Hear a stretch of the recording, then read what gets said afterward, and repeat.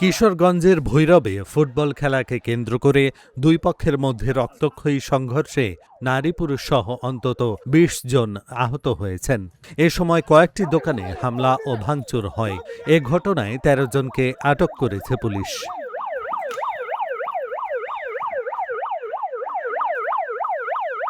Police জানায়, কয়েকদিন ধরে মধ্যেরচর ফুটবল একাডেমির উদ্যোগে ফুটবল লীগ টুর্নামেন্ট চলছিল। ৯ জানুয়ারি বিকেলে সেমিফাইনালে ভাটিকৃষ্ণনগর একাদশ ও মধ্যেরচর কলেজপাড়া একাদশ অংশগ্রহণ করে। প্রথমে মধ্যেরচর কলেজপাড়া একাদশ গোল দেয়। পরে কয়েক মিনিটের মধ্যে ভাটিকৃষ্ণনগর একাদশ ২টি গোল দিলে মাঠে দুই দলের মধ্যে হট্টগোল তৈরি হয়। হট্টগোলে টুর্নামেন্ট কমিটি হস্তক্ষেপ করলে কলেজপাড়া একাদশের খেলোয়াড়দের সাথে বাগবিতণ্ডা হয়। পরে বিষয়টি সংঘর্ষে রূপ নেয়। বিষয়টি নিষ্পত্তির জন্য পরদিন স্থানীয়রা দুই পক্ষকে নিয়ে সালিশ বৈঠকে বসে, কিন্তু সেখানে উত্তেজনা দেখা দিলে সালিশ পণ্ড হয়ে যায়। পরে মধ্যেরচর পশ্চিমপাড়া ও পূর্বপাড়ার লোকজন বিভক্ত হয়ে দা, লাঠি, বল্লম, টেটা ও ইটপাটকেল নিয়ে সংঘর্ষে জড়িয়ে পড়ে। এতে উভয় পক্ষের নারী পুরুষ সহ ২০ জন আহত হয়েছে।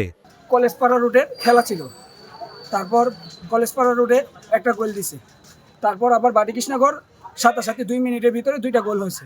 গোল হওয়ার পরে বাটিকৃষ্ণনগরের প্লেয়ারে মধ্যেরচর কলেজ রোডের প্লেয়ারে একটা ফাইট মারতে গেছিল। ফাইট মারার কারণে তারপরে কলেজ রোডের সারা ভিতরে ঢুকে গেছিল।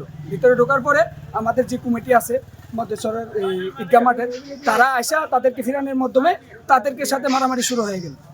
এরপর যে দুই আটি বরবারি এবং এই পূর্বপাড়া নিয়ে একটা মারামারি সৃষ্টি হয়ে গেল এবং এই মারামারি প্রায় ১ ঘন্টা চলছে। তারপর আমরা স্থগিত করছি।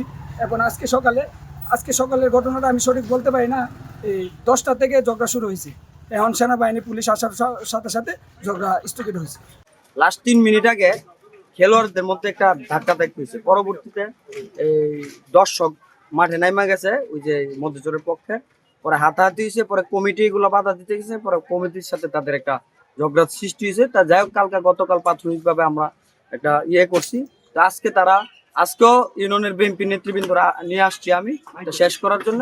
কিন্তু আমরা দরবার মানিতে এদিকটা শুনি যে ওই পূর্বপাড়া আর পশ্চিম পাড়ার ঝগড়া লাগছে। পরে পরিস্থিতি নিয়ন্ত্রণে আনতে আমি এসিলেন মহোদয় উনি নির্বাহী ম্যাজিস্ট্রেট, আমাদের এসিলেন মহোদয় ফোর্সও আসছে আর কি পরিস্থিতি নিয়ন্ত্রণে।